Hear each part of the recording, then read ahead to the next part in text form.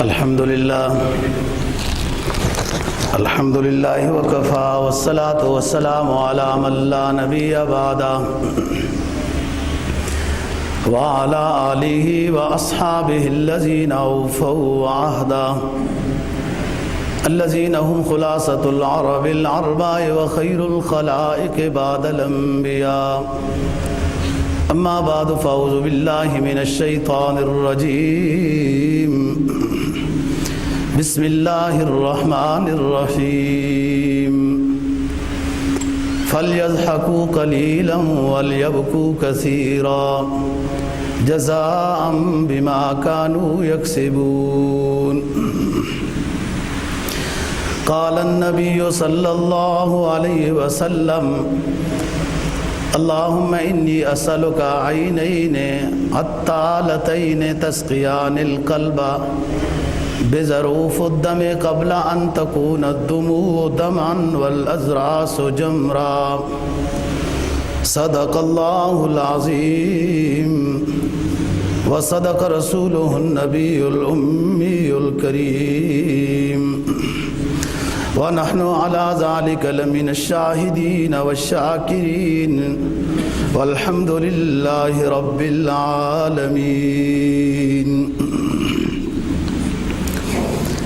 10واں پارہ سورہ توبہ کی ایک آیت کریمہ اور جناب نبی پاک صلی اللہ علیہ وسلم کا ایک دعائیہ جملہ تلاوت کیا ہے، جس کا مفہوم یہ ہے: اللہ رب العزت صیغہ امر کے ذریعے سے قرآن مجید میں حکم دے رہے ہیں. فرمایا فَلْيَضْحَكُوا قَلِيلًا وَلْيَبْكُوا كَثِيرًا. چاہیے کہ لوگ روئیں زیادہ، ہنسیں کم اور روئیں زیادہ. جزاء بما كانوا يكسبون. پھر ان کو بدلہ ملے گا ان کے کیے کا، کہ جو توبہ استغفار میں یہ روتے رہے، اس کا ان کو پھر بدلہ ملے گا. جناب نبی پاک صلی اللہ علیہ وسلم کا جو فرمان تلاوت کیا ہے، اس کو ابن عساکر نے نقل کیا ہے. دعائیہ جملہ ہے، فرمایا اللہم انی اسألک عینین حتی لتین اے اللہ مجھے ایسی 2 آنکھیں عطا کر کہ جو موصل دھار بارش کی طرح برسیں. اسألک عینین حتی لتین تسقیان القلب بظروف الدمع. یہ دونوں آنکھیں موصل دھار برسنے والی عطا کر جو میرے دل کو آنکھیں اپنے آنسوؤں سے ڈبو دیں. قبل ان تکون الدمع دمن والازراس جمرن. پہلے اس کے کہ یہ آنکھیں پانی کے آنسوؤں کے بجائے خون بہانے لگ جائیں، اس سے پہلے. اور میری ڈاڑیں جو ہڈی کی ہیں یہ کوئلے بن جائیں. ڈاڑیں کوئلے بننے سے پہلے، آنکھیں خون برسانے سے پہلے ایسے آنکھوں کے آنسو عطا کر جو خوب برسیں تیری خشیت میں، اور پھر دل بھی گیلا ہو جائے ان آنکھوں کے آنسوؤں سے. یہ دعا ہے. آنکھیں دنیا میں خشیت الہیہ میں آنسو برساتی ہیں اور توبہ قبول ہوتی ہے، لیکن اللہ محفوظ رکھے سب کو کہ جب جہنمیوں کے جہنم میں ڈال دیا جائے گا تو پھر ان کی آنکھیں خون کے آنسو روئیں گی اور جہنمیوں کی ڈاڑیں کولے بن جائیں گی. اس منظر سے پہلے نبی پاک صلی اللہ علیہ وسلم دعا مانگ رہے ہیں کہ اللہم انی اسألوک عینین حطالتین، حطالہ، جیسے الحمدللہ آج بارش ہو رہی ہے، حطالہ کہتے ہیں مسلسل بارش کو، لگاتار، جس کو موسلادھار کہتے ہیں۔ یعنی ایسا نہیں ہے کہ کہیں 60 سال عمر میں ایک آدھ دفعہ کہیں آنکھوں سے آنسو نکلے ہیں، ایسا نہیں، یہ مسلسل رونے والی آنکھیں عطا کر، جو ہر روز خشیت الہیہ میں روئیں۔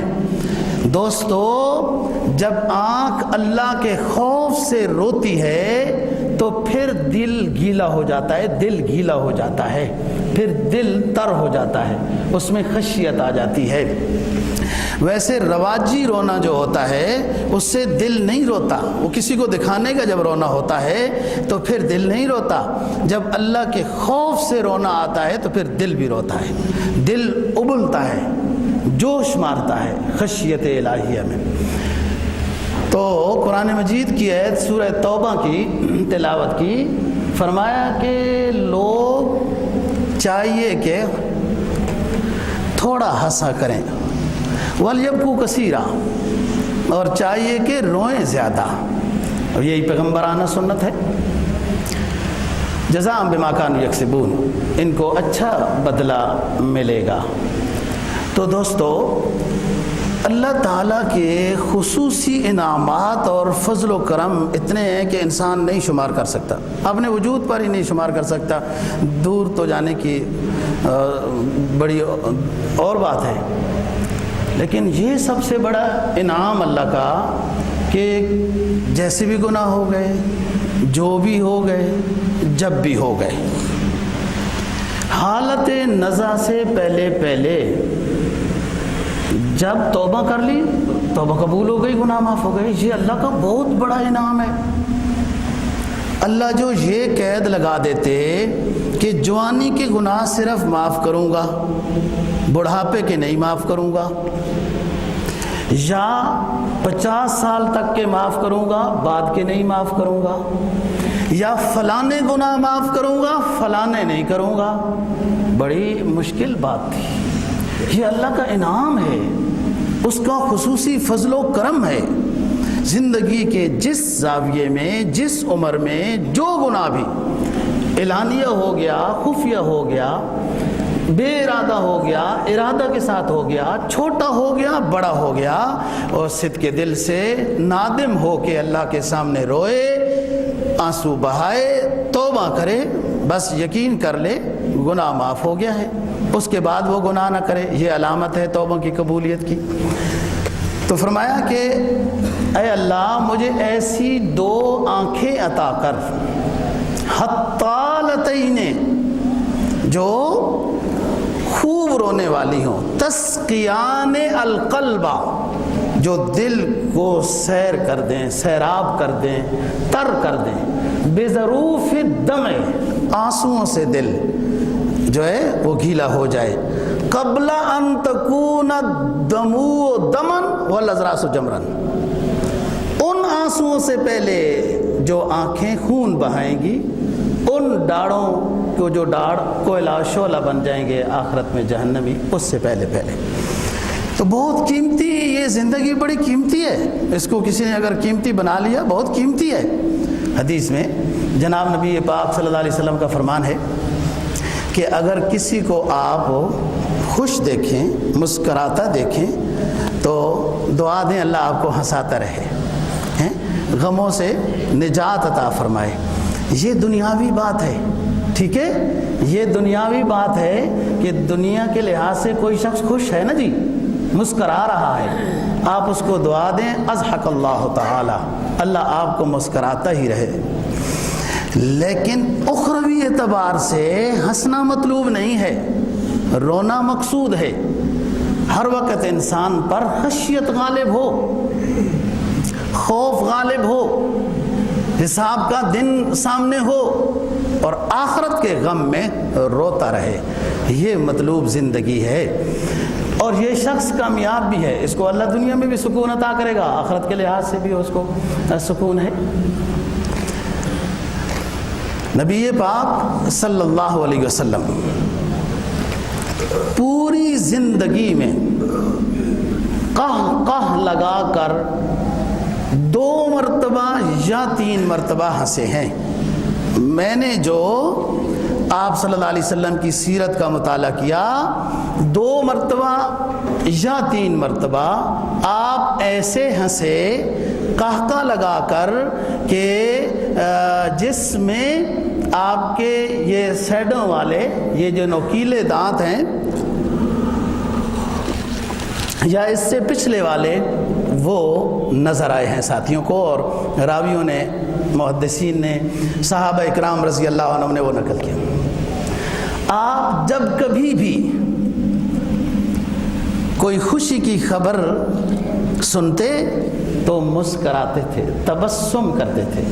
تبسم میں سامنے والے دانت نظر آتے ہیں، دانت اور چیز ہوتے ہیں، ڈاڑیں اور چیز ہوتی ہیں، اور فرمایا کہ جو کثرت سے ہنستے ہیں، لوگ کثرت سے ہنستے ہیں، ان کے دل مردہ ہو جاتے ہیں۔ کثرت سے ہنسنا مطلوب نہیں، اور بعض لوگوں کو تو ہنسنا بھی نہیں آتا۔ ہم پنڈی گھیب میں پڑھتے تھے تو ایک جگہ سے گزرتے تھے تو وہاں 2-4 ملک صاحب باہر بیٹھے ہوتے تھے، تو ایک بندہ کبھی کبھی ہنستا تھا تو ایسا ہنستا تھا کہ رک جاتے تھے کہ اس کو کوئی مسئلہ تو نہیں ہو گیا ہے۔ لوگوں کو ہنسنا بھی نہیں آتا، رونا بھی نہیں آتا ہے۔ تو بات یہ کر رہا ہوں، سرکار دو جہاں صلی اللہ علیہ وسلم کا فرمان ہے کہ زیادہ نہ ہنسو، فکر آخرت کرو، قہقے نہ لگاؤ، خوشی کی خبر پر تبسم کرو اور اللہ کا شکر ادا کرو۔ اللہ تعالیٰ کا انعام یہ دوسرا انعام ہے کہ آپ جس نعمت میں اضافہ چاہتے ہیں، جس نعمت میں آپ اضافہ چاہتے ہیں، اس نعمت کا شکر بجا لیں، اضافہ ہو جائے گا۔ جس نعمت میں اضافہ مطلوب ہے، نیکی میں مطلوب ہے تو اپنی نیکی پر شکر بجا لائیں، صحت میں اضافہ مطلوب ہے تو صحت پر شکر بجا لائیں۔ جس نعمت پر آپ کو اضافہ چاہیے اس نعمت پہ شکر بجا لیں، اور اللہ کے احسان شناسی، احسان مندی مقام علیہ عطا کرتی ہے۔ اللہ کے احسان شناسی تو پھر ہوگی نا احسان مندی۔ جب اللہ کے احسانات کو پہچانے گا تو پھر اس کے احسان پر شکر بجا لائے گا تو اس میں اضافہ ہوگا۔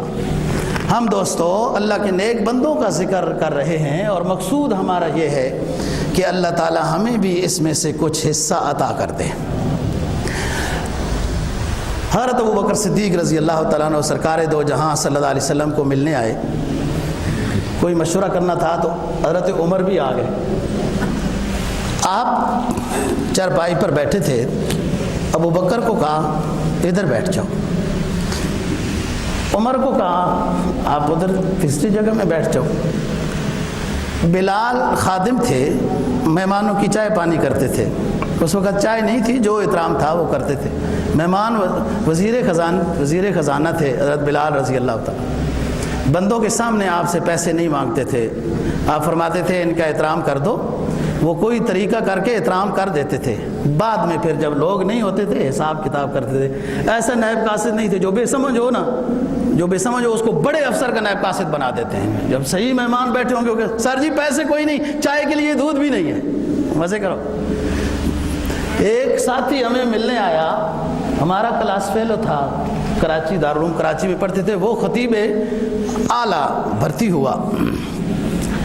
تو میں نے کہا یار ماشاء اللہ سنا ہے اس میں تو بڑے فائدے ہوتے ہیں، فوج میں خطیب اعلیٰ اعظم جب بندہ ہو جائے، بٹ مین ملتے ہیں، پتہ نہیں کیا کیا ہوتا ہے۔ کہتا ہے ٹھیک ہے مولوی صاحب ابھی آپ کو بتاتا ہوں۔ مسجد میں بیٹھے تھے، اس نے بیٹ مین ساتھ تھا، اس نے اپنے بیٹ مین کو کہا کہ ہم ادھر جانا چاہتے ہیں، جوتے لے آؤ۔ جوتے اس طرف پڑے تھے، جوتے لے آؤ ادھر جانا چاہتے ہیں۔ تو وہ لوٹا پانی کا بھر کے لے آیا۔ کہتا ہے مولوی صاحب آپ زیادہ خوش نہ ہو، ہمیں اس طرح کا بیٹ مین ملتا ہے۔ کہا جوتے لائے لوٹا پانی کا، تو سارا دن میں اس کے ساتھ کیسے گزارا کرتا رہوں گا، یہی تماشا ہوتا ہے ہمارا۔ اللہ نے آپ کو بہت اونچی یہ نعمت عطا کی ہے، کھلے دل سے آپ حق بیان کرتے ہیں، ساتھیوں کو سمجھاتے ہیں، اچھے ساتھی ملے ہیں، ہمیں تو اس طرح کے بیٹ مین ملتے ہیں۔ تو بات یہ ہے، یہ وزیر خزانہ ہے، سکھلائے کس نے اسماعیل کو آداب فرزندی؟ یہ کس مکتب کے طالب علم ہیں؟ کیوں نہ آداب آئیں؟ تو یہ وزیر خزانہ ہے، ساتھی مہمانوں کا خیال کرتے ہیں۔ جب دیکھا کہ آپ صلی اللہ علیہ وسلم بیٹھے ہیں، ابو بکر بیٹھے ہیں، ساتھ عمر آ گئے ہیں رضی اللہ عنہ، تو چرپائی کے کونے پہ نیچے آ کے بلال بیٹھ گئے۔ آپ نے فرمایا بلال آپ کیوں بیٹھ گئے؟ ہم نے نہیں بلایا، آپ جاؤ اپنا کام کرو جو کچھ ہے۔ کہا حضور میرے دل نے یہ سوچا کہ فرشتے لکھ رہے ہوں گے کہ اللہ کا آخری حبیب بیٹھا ہے، ساتھ خلیفہ بلا فصل ابو بکر بیٹھا ہے، ساتھ مراد رسول بیٹھا ہے، ان کے نام فرشتے لکھیں گے تو کاغذ کے کونے میں بلال کا نام بھی آ جائے گا، اس لیے قریب بیٹھ گیا ہوں، اس میں نام لکھوانے کے لیے قریب بیٹھ گیا ہوں۔ مجھے بھی معلوم ہے کہ مشورہ ان حضرات سے ہے۔ بات یہ ہے دوستو، احب الصالحین ولست منہم لعل اللہ یرزقنی صلاحا، نیک تو نہیں ہوں، نیکوں کے ساتھ محبت کرتا ہوں اور امید رکھتا ہوں، اللہ کے فضل سے امید ہونی چاہیے نا، امید اللہ کے فضل پہ امید رکھتا ہوں کہ اللہ ہمیں بھی نیک بنا دے گا، اس لیے نیکوں کا تذکرہ کرتے ہیں۔ اور ان کی وہ اسی زندگی میں تھے۔ یہ جو آسمان کے نیچے زمین کے اوپر یہ جو نظام ہے نا جی، یہ اللہ والے اولیاء اللہ اسی دھرتی پہ رہے ہیں، وہی آب و گل ایران، وہی تبریز ہے ساقی، ہاں یہ وہی عراق ہے، وہی ایران ہے، وہی روم ہے، یہ کوئی اور مٹی نہیں ہے۔ نہیں ہے نا امید اقبال اپنی کشت ویراں سے، ذرا نم ہو تو یہ مٹی بڑی زرخیز ہے ساقی۔ کیا نم ہو؟ یہ ذرا نم ہو، ذرا نم ہو، ان آنکھوں میں آنسو ہو، اللہ سے مناجات ہو تو یہ بڑی زرخیز ہے ساقی۔ جو اولئک کالانعام بل ہم اضل تھے، ہاں جی قرآن کہتا ہے جب ہمارے نبی کی بات کو نہیں مانا تو جانوروں کی طرح تھے، جانور سے بدتر تھے۔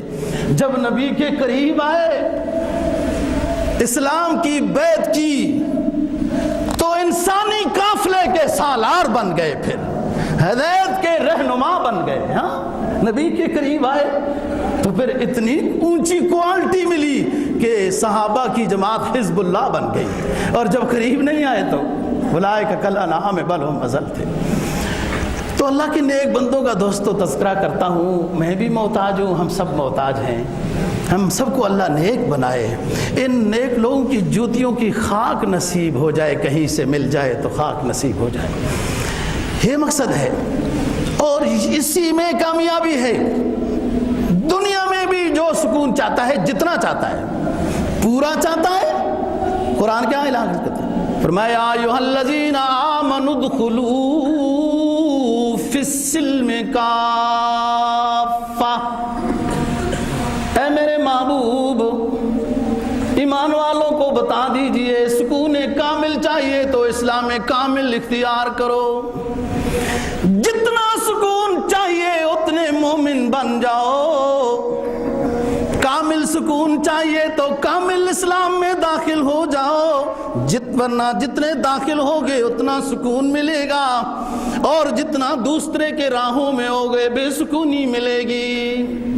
تو آج اللہ کے ایک نیک بزرگ کا ذکر کرنا مقصد ہے، جس کو تاریخ اسلام بڑے فخر سے شیخ سید احمد کبیر رفاعی رحمہ اللہ تعالی کے نام سے یاد کرتی ہے۔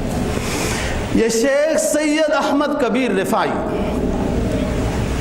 شیخ عبد القادر جیلانی رحمہ اللہ تعالیٰ کے دوستوں میں ہیں، آپس میں ہم عصر ہیں، اکٹھے سفر ہیں، اکٹھے حج ہیں، وعظ و نصیحت ہے۔ وہ تاریخ ختم نبوت چلی تھی نا، یاد ہوگا، اکٹھے جلسے ہوتے تھے، 30 علماء اکٹھے بیان کرتے تھے، لوگوں کو فائدہ ہوتا تھا، اپنے اپنے شہروں میں بیٹھتے تھے، جلسے ہوتے تھے، بڑے بڑے نیک شیخ الحدیثوں کی زیارت ہو جاتی تھی۔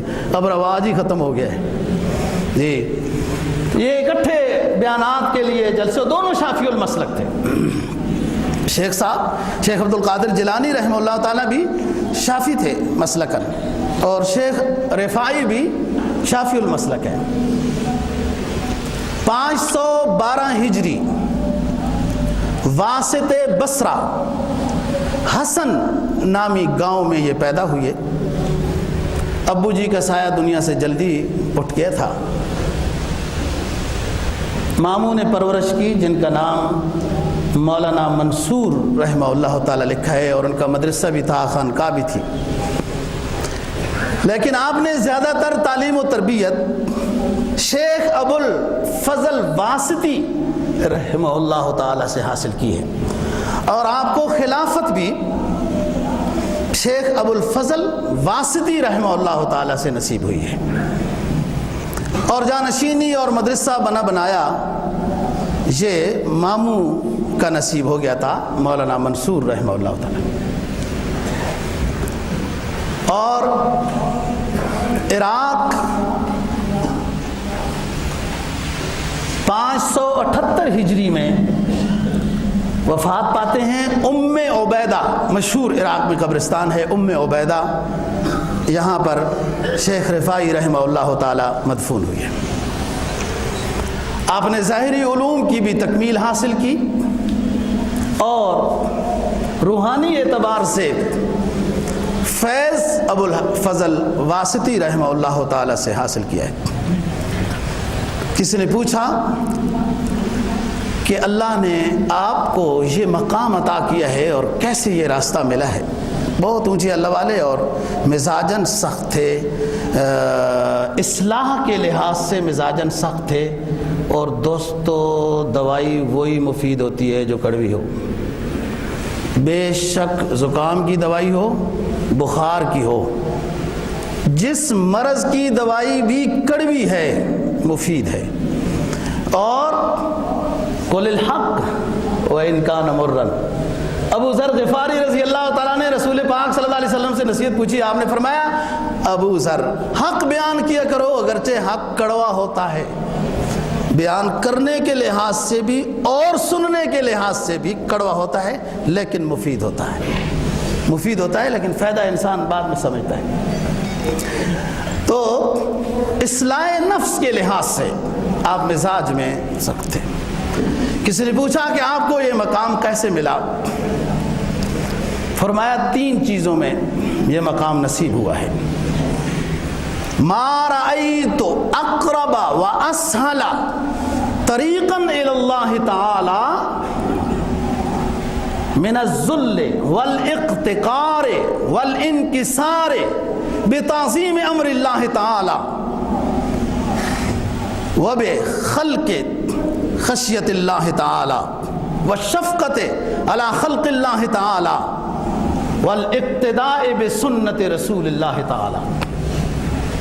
مجھے اللہ نے اپنا قرب عطا کیا 3 باتوں کی وجہ سے، اور اس سے آسان راستہ اور مجھے کوئی نہیں ملا۔ اللہ کے قرب کا راستہ اس سے اور زیادہ بہتر مجھے کوئی نہیں ملا۔ ما رأیت اقرب واسهل طریقا الی اللہ تعالی۔ پہلا کیا ہے؟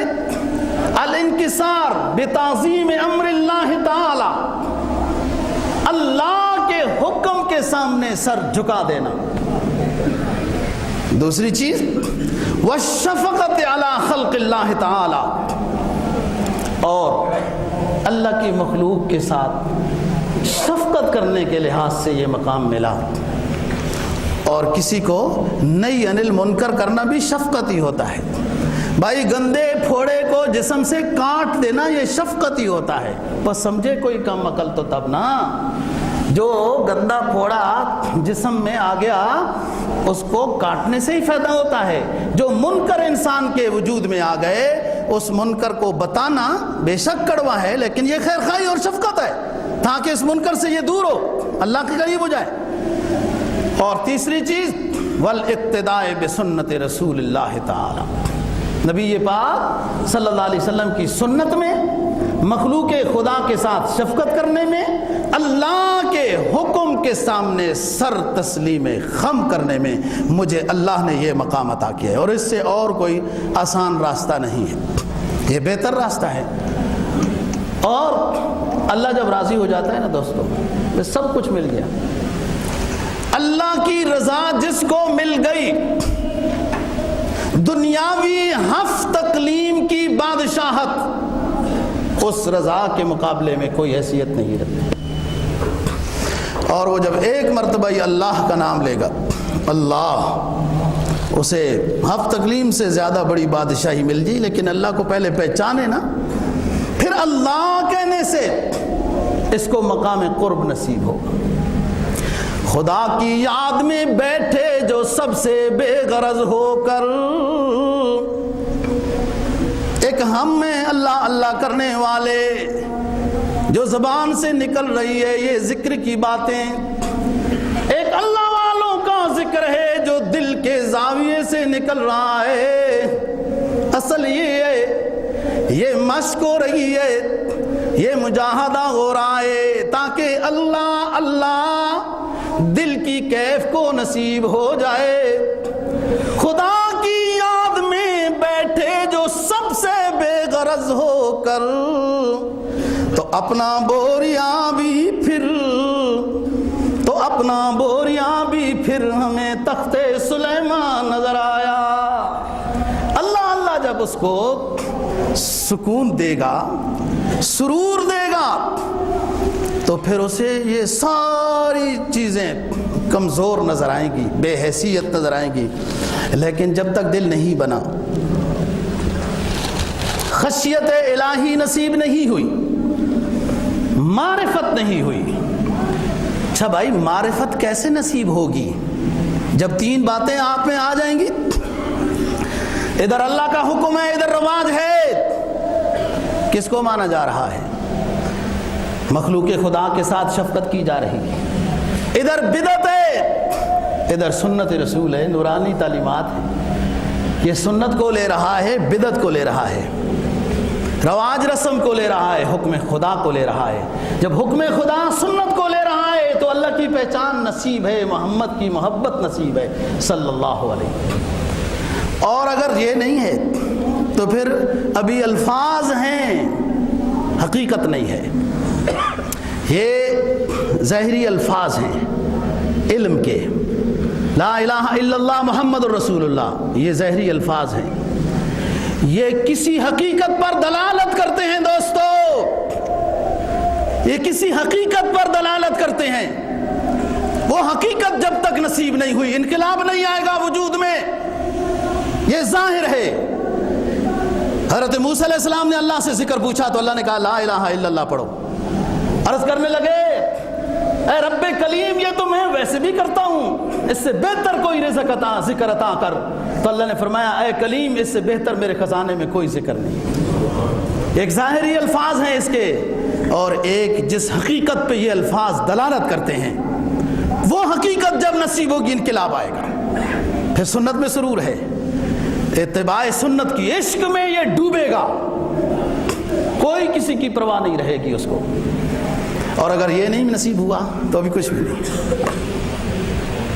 اگر ایک تو نہیں میرا تو پھر کوئی بھی نہیں میرا، اگر ایک تو نہیں میرا تو کوئی بھی نہیں میرا، اگر تو میرا تو سب میرا، فلک میرا زمین میری، اللہ ملا تو سب تیرا ہے۔ پھر یہ چمٹیاں بھی تیرے لیے ذکر کریں گی جو تو اللہ والا ہے، سمندروں میں مچھلیاں بھی تیرے لیے استغفار کریں گی کہ تو اللہ والا ہے، اللہ نے انہیں حکم دے دیا ہے۔ عرش سجا ہوا ہے، اللہ اپنی صفت جاہ و جلال میں ہے، جمال و رحمت میں ہے۔ فرماتے ہیں او جبرائیل، جبرائیل کہتے ہیں جی لبیک رب جلیل، حاضر ہوں۔ اللہ فرماتے ہیں جاؤ جبرائیل، فلاں علاقے میں ایک بندہ رہتا ہے، میں اسے اپنا محبوب بنا چکا ہوں، تم بھی اسے اپنا محبوب بناؤ اور دنیا والوں کو بھی کہو اس سے محبت کریں۔ یہ ذی شعور بھی اس سے محبت کریں گے، غیر مکلف مخلوق بھی اس سے محبت کرے گی۔ یہ اللہ کی طرف سے اعلان جت۔ اور پھر فرمایا نحن اولیاؤکم فی الحیات الدنیا وفی الاخرہ، فرشتے اتر آتے ہیں، ہم تمہارے دوست ہیں دنیا میں بھی آخرت میں بھی، اور جب آخرت میں آؤ گے وَلَكُمْ فِيهَا مَا تَشْتَهِي أَنفُسُكُمْ وَلَكُمْ فِيهَا مَا تَدَّعُونَ نُزُلًا مِّن غَفُورٍ رَّحِيمٍ۔ ہم تمہارے دوست ہیں، ہماری دوستی میں بے وفائی نہیں، ہمارے وعدوں میں غداری نہیں، ہماری وفاؤں میں تعطل نہیں، دنیا میں بھی اپنی رحمت کی گودی میں لے کے رکھیں گے، آخرت میں بھی اعلان ہوگا وسیق الذین اتقوا ربہم، 24واں پارہ، وسیق الذین اتقوا ربہم الی الجنۃ زمرا، گروہوں کی شکل میں اللہ کے نیک بندوں کو لایا جائے گا، فرشتے کھڑے ہیں صف بستہ دست بستہ، فرشتوں کی جماعتیں کھڑی ہیں صف بستہ دست بستہ، اور کیا کہہ رہے ہیں سلام علیکم طبتم فادخلوها خالدین، سلامتی ہو اے اللہ کے دوستو، تم پر سلامتی ہو، تمہارے لیے مبارک باتیں ہیں، ہمیشہ کے لیے ان نعمتوں میں رہو، یہ تمہاری ہیں۔ تو بات یہ ہے دوستو، اللہ کو حاصل کرنا ایمان والے کے لیے ضروری ہے، اور اس کے بغیر نجات نہیں ہے، نہیں ہے، نہیں ہے، نہیں ہے۔ پاکستان بنایا اسلاف نے لا الہ الا اللہ، پاکستان کا مطلب کیا؟ لا الہ الا اللہ، یہ پاکستان کا مطلب تھا۔ اور پاکستان بننے کے بعد قانون اللہ کے دشمنوں کو لایا، پھر بل بھی مسلم لیگ، مسلم لیگ، مسلم سے مسلمان ہی ہوتا ہے نا، اور کیا ہوتا ہے، یہی مطلب ہے نا۔ خواتین کا بل، قرآن سے زیادہ عورتوں کا احترام، اسلام سے زیادہ عورتوں کا احترام کس نے دیا ہے؟ نبی پاک صلی اللہ علیہ وسلم نے عزت و احترام عورت کو دیا، قرآن نے اصول بیان کیے۔ آپ رہو 48 گھنٹے بچوں باہر، پہلے تو رہتے ہو نا کتنا 12 8 10 8 گھنٹے 10 گھنٹے، آپ 48 گھنٹے باہر رہو گے، مزے کرو۔ اسلام کا مطلب، پاکستان کا مطلب کیا؟ لا الہ الا اللہ، یہ مطلب ہے کہ جس نے بیچارے نے پوری زندگی صرف کر دی، 5 مرلے کا مکان بنایا، بڑی مشکل سے شادی کی، نخرے طرح وہ برداشت کیے، اب 48 گھنٹے باہر رہو، اسلامی قانون آ رہا ہے، مسلم لیگ کا قانون آ رہا ہے۔ دیکھو جی پاکستان میں سکون آئے گا، اللہ کی رحمتیں آئیں گی، اپنے وعدے کی وفا کرو۔ پاکستان کا مطلب کیا؟ ہم نہیں کہتے ہمیں بادشاہ دو، خود امیر المؤمنین بنو، پاک کلام اللہ کا، پاک تعلیم پیغمبر اسلام صلی اللہ علیہ وسلم کی نافذ کرو، آپ بنو، ہم تو تمہارے سپاہی ہوں گے، اگر مدد کی ضرورت ہوئی تو مدد کریں گے، لیکن پاکستان جس مقصد کے لیے بنایا تھا اس میں وفا ضروری ہے، اور اس کے بغیر پاکستان کو سکون نصیب نہیں ہو سکتا، وعدہ خلافی ہے۔ ایمان والے کی علامت یہ ہے کہ وعدے میں وفا کرتا ہے، ایمان والے کی علامت یہ ہے ایمان کی کہ عہد کی پاسداری کرتا ہے۔ کیا بتاؤں،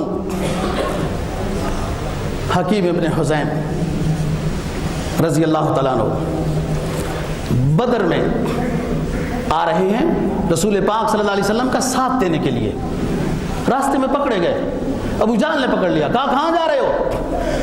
کہا آپ صلی اللہ علیہ وسلم کے پاس، کہا نہیں چھوڑوں گا، انہوں نے کہا چھوڑ دو، کہا چھوڑتا تب ہوں جب ہمارے خلاف تم نہیں لڑو گے، وعدہ کرو۔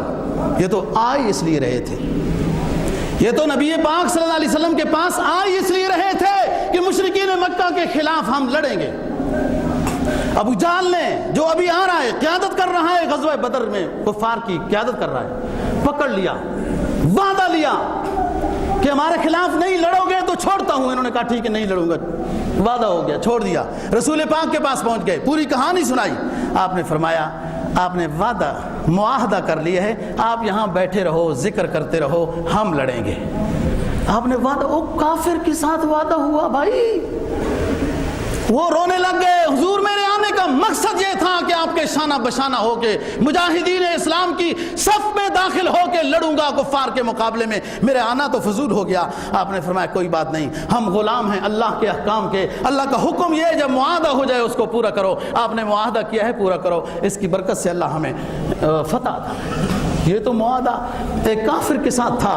سرکار کی تعلیم یہ ہے کہ وعدے کی پاسداری کرو، ایمان کی علامت ہے، اور ہمارا وعدہ تو اللہ کے ساتھ تھا۔ دوستو خطرناک بات ہے یہ، ہمارا وعدہ تو اللہ کے ساتھ تھا کہ اللہ ہمیں اس سرزمین جو ہم آپ سے مانگ رہے ہیں، یہ سرزمین پاک عطا کر، تو ہم آپ کا پاک نظام نافذ کریں گے۔ یہ وعدہ تھا اللہ کے ساتھ معاہدہ، جب پورا نہ ہو نا سکون نہیں آتا، کامیابی نہیں آتی، بے شک ڈھونڈتے رہیں۔ چلو اور تجربہ کر لیں۔ اقبال کا ترانہ بانگے درا ہے گویا، ہمارا تو کام ہے نا بات کرنا، بات کر رہا ہوں۔ شیخ احمد رفاعی اللہ کی ولی ہیں، کسی نے پوچھا کہ آپ کا طریقہ کیا ہے، آپ کے ساتھ جڑ جائیں تو کرنا کیا ہے؟ فرمایا طریقی دین بلا بدع، طریقی دین بلا بدع، وہمت بلا کسل، وعمل بلا رعاء، وقلب بلا شغل، ونفس بلا شہوہ۔ میری بیت میں آتے ہو، 5 نصیحتیں یاد کرو، ان پہ عمل کر سکتے ہو تو آ جاؤ، ان پہ عمل نہیں کر سکتے ہو تو رفاعی کے سلسلے میں داخلہ نہ لو۔ طریقی دین بلا بدعت، میرے راستے میں شریعت کی اتباع ہوگی، بدعت نہیں ہوگی۔ اپنے طرف سے ایجاد کیے ہوئے کوئی چیزیں نہیں کرنے دوں گا۔ طریقی دین بلا بدعت،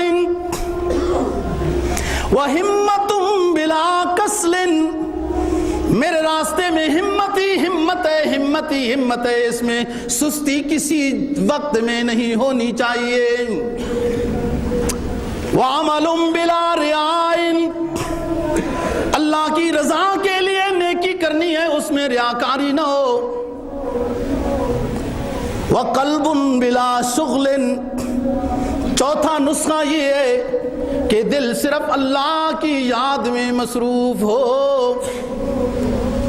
5واں نسخہ یہ ہے نفس بلا شہوات، اس نفس کو وہی کے تابع بنانا ہے، خواہش نفس کے تابع نہیں بنانا ہے۔ 5 چیزوں میں اگر عمل کرتے ہو رفاعی کے طریقے میں آؤ، ورنہ نکل جاؤ۔ فرمایا طریقنا نقی و اخلاص، طریقنا علی نقی و اخلاص، فمن ادخل فی عملہ الریا والفجور فقد بعد عنا، فقد بعد عنا فاخرج منا۔ میرے راستے میں اخلاص چاہیے، شریعت کی کامل اتباع چاہیے، اور جس نے اپنے عمل میں ریاکاری کی یا گناہ میں مبتلا ہو گیا، میں اعلان کر رہا ہوں اس سے میں اپنی بیعت کو توڑ رہا ہوں، وہ مجھ سے جدا ہو گیا۔ یہ بیعت ہے، بہت سخت بیعت ہے کہ اگر میری بیعت کے بعد آپ سے گناہ ہوا جان بوجھ کر، مجھے نہیں پتہ چلا، لیکن بیعت میری ٹوٹ جائے گی، میدان حشر میں میری لین میں میرے سلسلے میں آپ نہیں ہوں گے۔ پکی توبہ کرو، عمل میں ریاکاری نہ ہو۔ اور پھر جب انسان میں عمل میں اخلاص ہو، عمل میں اخلاص ہو دوستو، ریاکاری نہ ہو، اور گناہ سے بچتا رہے، ڈرتا رہے، یہی سب سے بڑا متقی ہے۔ اور اس کو پھر درد الہی نصیب ہوگا. یہ اونچی ذائقے والی ٹافی ہے، درد الہی جس کو نصیب ہو جائے بہت اونچی ہے، لیکن وہ عمل کے بعد نصیب ہوتا ہے. عمل کے بغیر ہی کوئی سمجھے کہ میں عارف بن گیا ہوں، ولی اللہ ہوں اور شریعت کا متبع نہیں ہے. یہی امام صاحب فرماتے ہیں زندقہ، کافر ہے، لوگوں کو دھوکہ دیتا ہے، جو نہ نماز پڑھتا ہے، نہ روزے رکھتا ہے، نہ ظاہری شریعت کا متبع ہے، علل تللو میں مبتلا ہے، آنکھیں بند کر کے کبھی یوں لوگوں کو گمراہ کرتا ہے، کبھی کہتا ہے واہ واہ واہ واہ، اور خود شریعت کا متبع نہیں. یہ پیر نہیں ہے، زندیق ہے، کافر ہے، یہ لوگوں کو گمراہ کر رہا ہے. پیر وہ ہے جو شریعت کا کامل متبع ہو اور اس کو عشق رسول میں ہر وقت نور محسوس ہو، اسی میں مصروف رہتا ہو. میں قصیدہ بردہ والے بزرگ رحمہ اللہ تعالیٰ کی بات کر چکا ہوں، اللہ والے بزرگ ہیں. بعض ساتھیوں نے ان کی وہ کتاب پوچھی تھی، وہ میں نے ایک محقق عالم دین نے جو اس کا ترجمہ کیا ہے وہ قصیدہ بردہ والی کتاب حاصل کر لی ہے. جن ساتھیوں کو چاہیے وہ دفتر سے لے سکتے ہیں.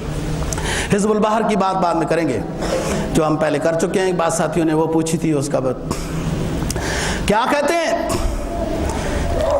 قصیدہ بردہ والے بزرگ کہ درد الہی یہ اونچی چیز ہے اور جس کو نصیب ہو جائے اس کی علامت یہ ہے، اس کی علامت یہ ہے کہ بستر پہ چین نصیب نہیں ہوگا، اٹھ کر کھڑا ہو جائے گا، اللہ کے سامنے قیام میں ذکر و اذکار میں لگ جائے گا. اگر یہ مقام نصیب ہو گیا تو معرفت نصیب ہو گئی. فرمایا نام سراتیف من احوا فارقنی، قصیدہ بردہ کہتے ہیں نام سراتیف من احوا فارقنی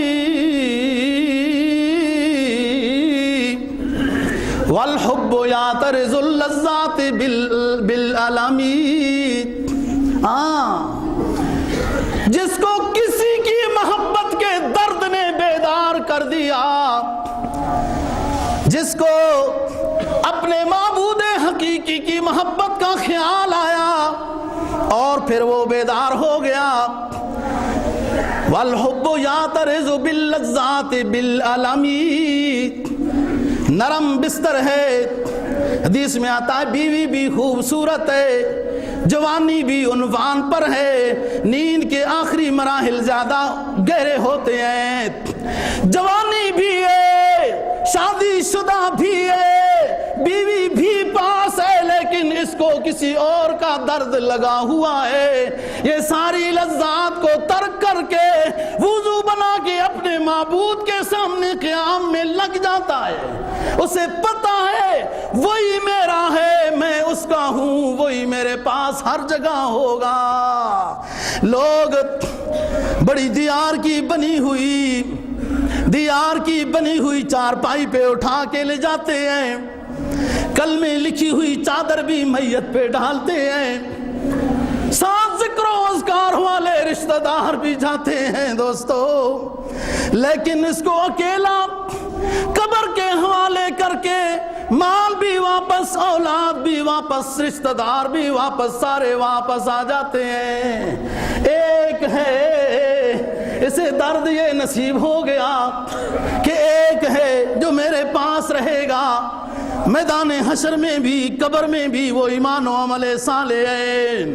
علامہ رومی کہتے ہیں ایک بادشاہ کا واقعہ نقل کرتے ہوئے پھر ہم بجھے ہوئے دماغوں کو سمجھانا چاہتے ہیں.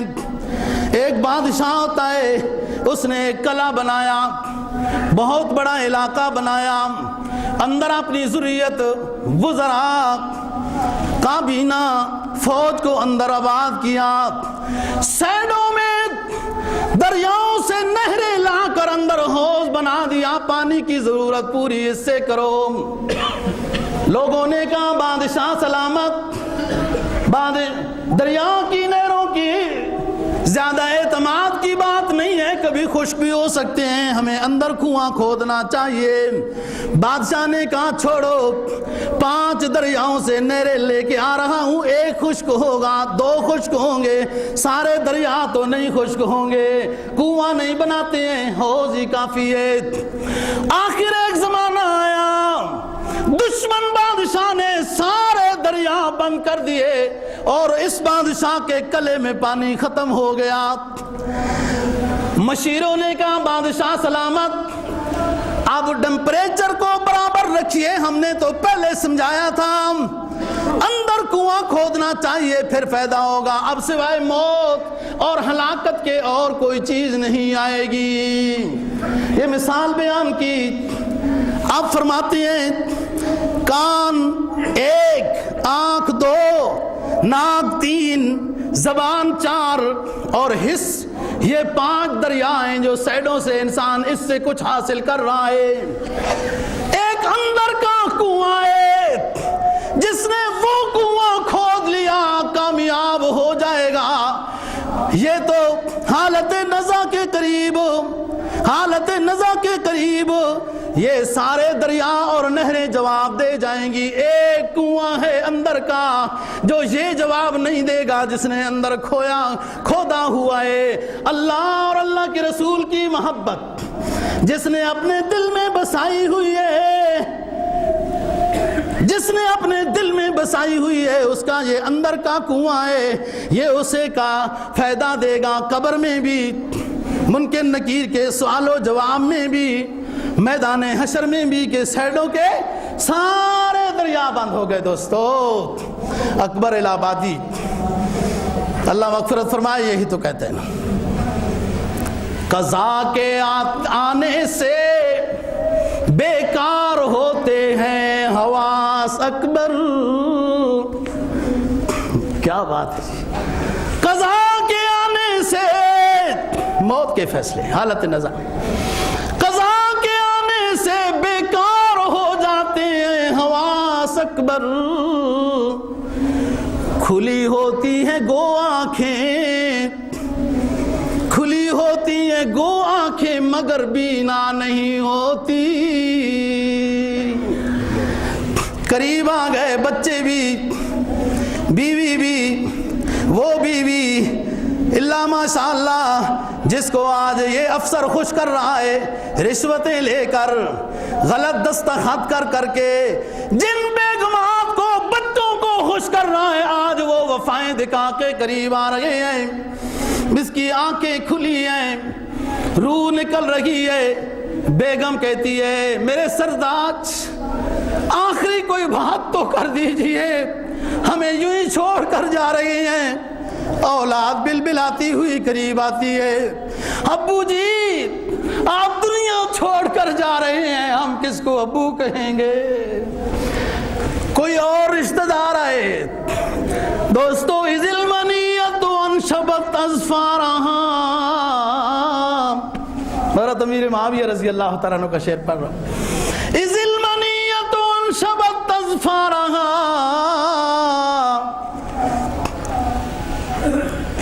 جب موت اپنے پنجے گھاڑ لیتی ہے تو کلو تمیمت لا ینفع، تو پھر کوئی تعویذ کارگر ثابت نہیں ہوتا۔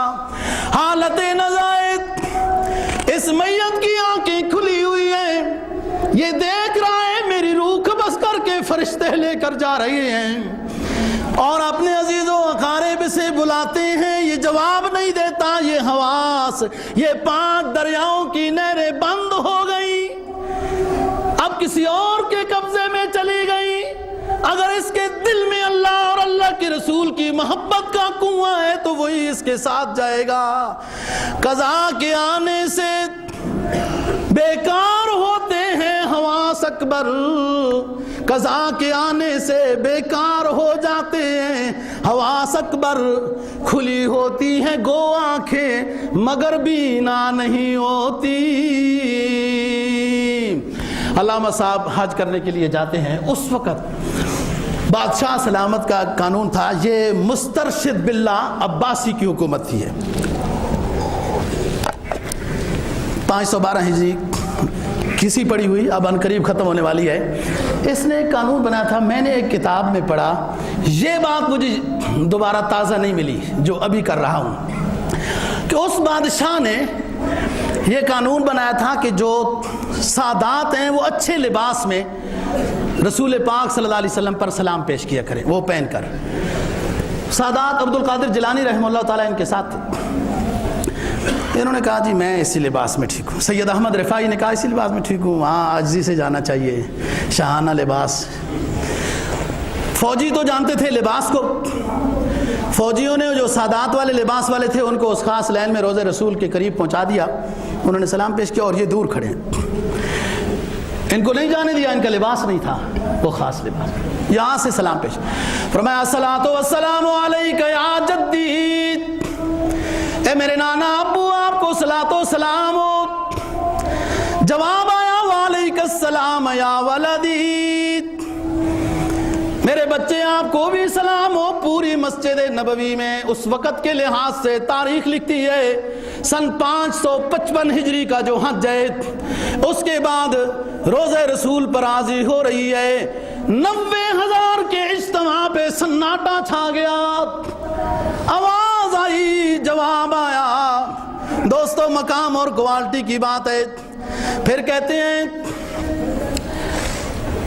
فی حالت البعد روحی کنت ارسلها, سلام کا انداز دیکھیں. فی حالت البعد روحی کنت ارسلها تقبل الارض عنی وہی نائبتی وہذه نوبۃ الاشباء قد حضرت فامدد یمینک کی تحظی بہا شفتی. اے میرے نانا, میں عراق میں رہتا ہوں, ظاہری طور پر بڑا میرا لمبا سفر ہے. میں آپ کی یاد میں آپ کے قریب اپنی روح کو بھیجا کرتا تھا کہ جاؤ سلام کر کے آ جاؤ.